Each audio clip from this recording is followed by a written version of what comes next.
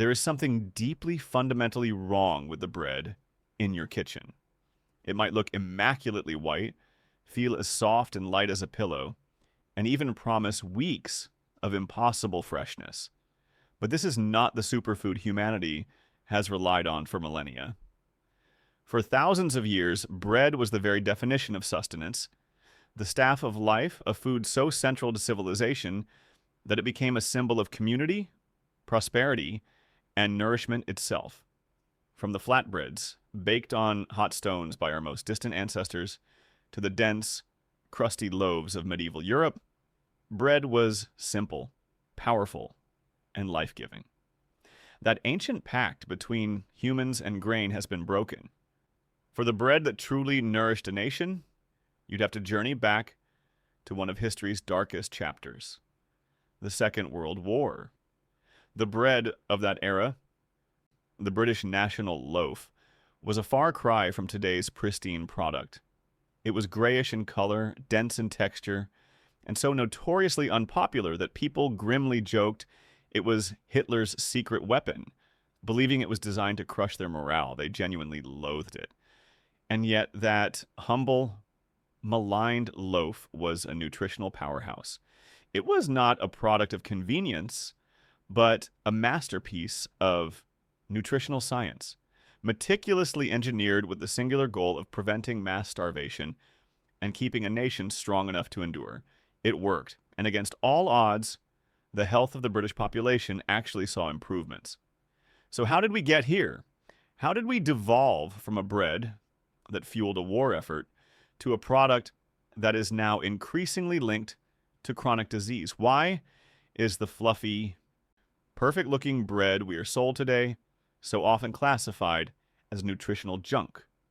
This is a story of forgotten science, the seductive allure of industrial convenience, and a collective betrayal of one of our most ancient and sacred foods. What the hell happened to our bread?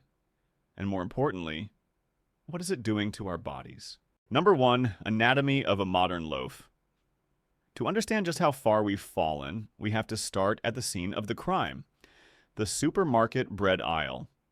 The shelves are overflowing with a dizzying array of options, each loaf sealed in brightly colored plastic, promising exceptional softness and a shelf life that defies nature. But take a moment and turn one of those packages over. That long paragraph, masquerading as an ingredient list, isn't a recipe. It's a complex chemical formula you'd likely need a degree in food science to fully decipher.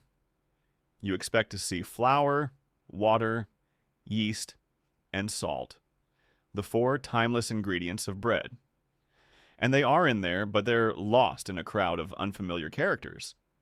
You'll find additives like mono and deglycerides, which are emulsifiers used to create a softer crumb and extend shelf life.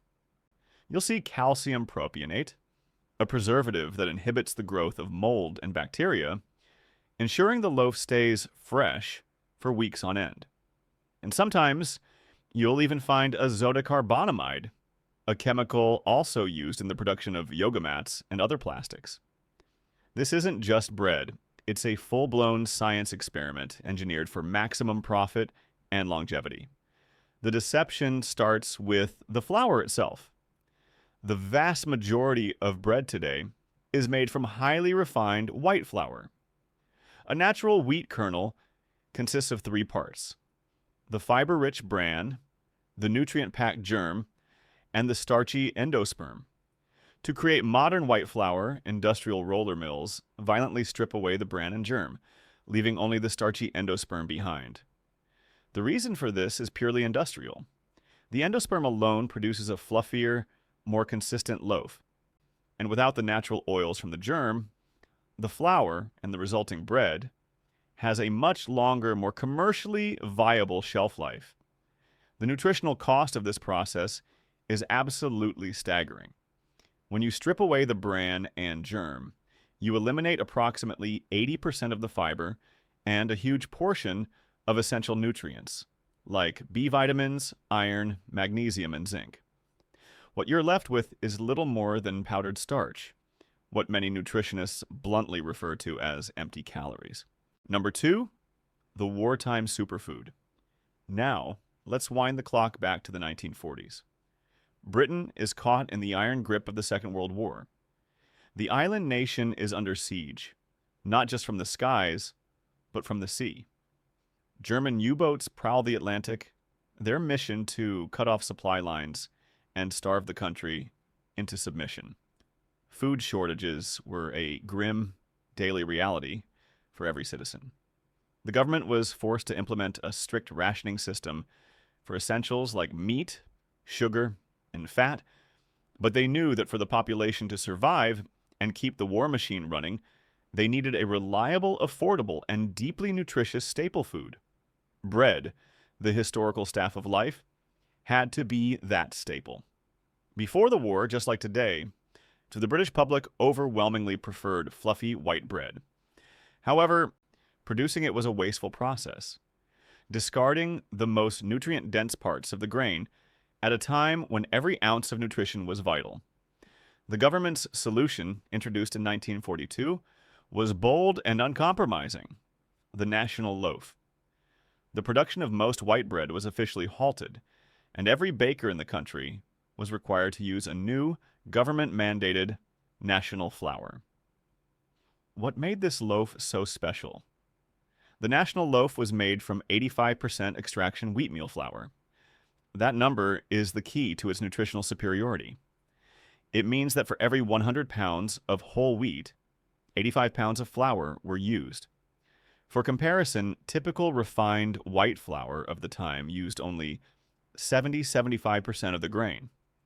That extra 10 to 15% was composed almost entirely of the bran and the germ, the very parts discarded in white flour production. Suddenly, by law, bread itself became a primary source of dietary fiber, B vitamins, and essential minerals for the entire population. To further bolster its nutritional profile and combat an anticipated rise in bone diseases from a lack of dairy, scientists also mandated that calcium carbonate, essentially chalk, be added to the flour. The recipe was starkly simple: wholemeal flour, water, salt, yeast, and sometimes a little potato flour to stretch the precious wheat supply. There were no chemical conditioners, no emulsifiers, and no preservatives. Number 3, the science of substance: flour, fiber, and nutrients. We've seen the modern loaf and its wartime predecessor. Now let's pull back the curtain for the scientific reveal that explains the profound chasm between them. The first, and perhaps most critical difference, is fiber. A single slice of the national loaf contained around 2 to 3 grams of dietary fiber. By contrast, a typical slice of modern white bread often contains less than 1 gram. This may seem like a small difference, but compounded over a lifetime of meals, the health implications are monumental. The abundant fiber in the national loaf acted as a prebiotic, providing essential food for beneficial gut bacteria. A healthy gut microbiome is now linked to everything from a stronger immune system and reduced inflammation to improved mental health. This fiber also acted as a natural brake, slowing down the absorption of sugar into the bloodstream and providing a source of sustained, steady energy. The modern loaf, having been aggressively stripped of its fiber, is like a drag racer without brakes. It dumps glucose into your blood almost instantly, causing a dramatic insulin surge, followed by an inevitable crash that can leave you feeling tired and hungry again just an hour later. Next, let's compare the vitamins and minerals. The national loaf provided a rich natural source of these micronutrients from the retained bran and germ, supplemented with calcium for a specific and targeted public health reason. Modern enriched flour is a poor substitute. While governments mandate that a few synthetic nutrients like B vitamins and iron be added back, and this is merely a nutritional band-aid. Enrichment does not replace the full synergistic complex of minerals, phytonutrients, and, most importantly, the fiber that is lost when the whole grain is refined. the very wheat we use has also transformed. The green revolution of the mid-20th century introduced high-yield semi-dwarf wheat varieties. These were a miracle for combating global famine, but some research suggests this intense focus on yield may have come at a nutritional cost, with modern wheat potentially containing lower concentrations of key minerals like zinc and iron compared to older heritage varieties. Then there is the chemical load. In some agricultural regions, wheat fields are sprayed with herbicides like glyphosate right before harvest, a practice used to act as a drying agent. While regulatory bodies deem the residues left on the grain to be within safe limits, some independent scientists have raised concerns about the potential impact of these chemicals on our vital gut bacteria. Number 4, the forgotten secret, time and fermentation. Perhaps the most profound and overlooked difference between the bread of yesterday and the industrial loaf of today isn't just the ingredients, but the process itself. For thousands of years, making bread was an act of patience. Dough was fermented slowly, over many hours or even days. This slow natural transformation did more than just develop deep, complex flavor. It was a crucial step that unlocked the bread's full nutritional potential, making it easier for our bodies to digest and absorb its goodness. Then came the revolution. In 1961, the Chorleywood bread process was invented in the UK, and it changed everything. This method is an engineering marvel of industrial efficiency, and it is now used to produce up to 80% of the bread in the United Kingdom and has been adopted in numerous other countries. The process completely eliminates the need for long natural fermentation. Instead, it relies on intense mechanical energy from high-speed mixers to develop the gluten structure in the dough in just a few minutes. Aided by a host of additives and extra yeast, a loaf can go from a bag of flour to a sliced, wrapped, and finished product in under 4 hours. This incredible efficiency, however, comes with a hidden biological cost. The long, slow fermentation of traditional bread making initiates a vital pre-digestion process. The hours of fermentation give the yeast and beneficial bacteria time to begin breaking down phytic acid, a compound naturally present in whole grains that can bind to minerals like iron, zinc, and magnesium, blocking their absorption in our gut.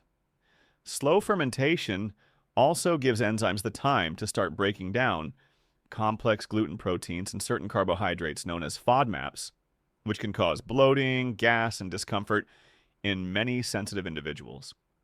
The Chorleywood process mercilessly skips this essential biochemical step. It rushes raw, largely unaltered starches and proteins directly to your gut, a shock to the system that some researchers believe may be a contributing factor to the modern rise in gluten sensitivity and other widespread digestive issues. We have systematically engineered the very soul out of our bread, and what remains is a nutritionally hollow ghost of its former self. Number 5, how to reclaim real bread. The story of these two loaves is ultimately a story of two profoundly different philosophies. The national loaf was a child of necessity, a product designed with the singular, unambiguous purpose of nourishing a nation at war. It was substance over style, nutrition over convenience. The modern industrial loaf, in stark contrast, is the product of an entirely different set of modern values: speed, consistency, shelf life, and above all, commerce. In our relentless quest for a bread that is perpetually soft, perfectly uniform, and never goes stale, we have inadvertently traded away the very essence of what made it the staff of life for millennia. But this does not have to be a story of doom and gloom. The ancient knowledge of how to make good, wholesome bread was never truly lost. It was merely sidelined and forgotten by the industrial mainstream. Today, a powerful renaissance of real bread is quietly taking place all around us. Artisan bakers and passionate home bakers are rediscovering the profound wisdom of whole grains, traditional methods, and the transformative magic of slow fermentation. You have the power to join this movement and reclaim the nourishing potential of our daily bread. It all starts with a simple act of awareness. The next time you are in the supermarket, pick up a loaf and read the ingredient list. If it's a long paragraph of chemicals you can't pronounce, put it back on the shelf. Instead, look for bread made with a simple, recognizable list: flour, water, salt, and either yeast or, even better, a natural sourdough starter. Choose loaves that explicitly state they are made with 100% wholemeal or whole grain flour. Whenever possible, support local independent bakeries that honor these traditional, slower methods. The powerful history of the national loaf serves as a potent reminder that bread does not have to be a source of empty calories or a guilty pleasure. It can be, and indeed should be, one of the most honest, delicious, and deeply nourishing foods we eat. If you believe in the power of real food and want to keep digging up the truths they tried to bury, make sure to subscribe and click the bell. You won't want to miss our next investigation. Thank you for watching.